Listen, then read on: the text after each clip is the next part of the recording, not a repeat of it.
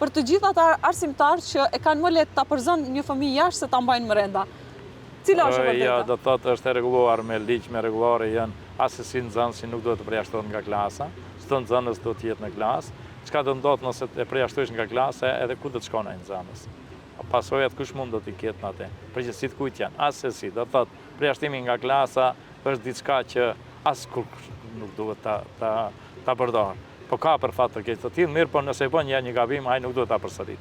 Duhet t'i thuhet se asesi, çdo nxënës e ka vendin në klasë. Mënyrat, qasja ndaj punës dhe qasja ndaj dukurive të tilla ka mundësi zgjidhje ka. Do thotë është çështja që restitucioni është një dukuri që thotë jo të merresh me problemin, po të merresh me zgjidhjen e problemit. A ka mundësi? Gjithmonë mund të ka zgjidhje për gjithçka. Kështu që herën tjetër kur të përjashtoni dikën nga klasa, mbani përgjegjësi vetë, nëse jashtë ndodh diçka e pahishme, domethënë nuk do të dëgjojmë. Do të thotë nuk e bën një mësim dhënës.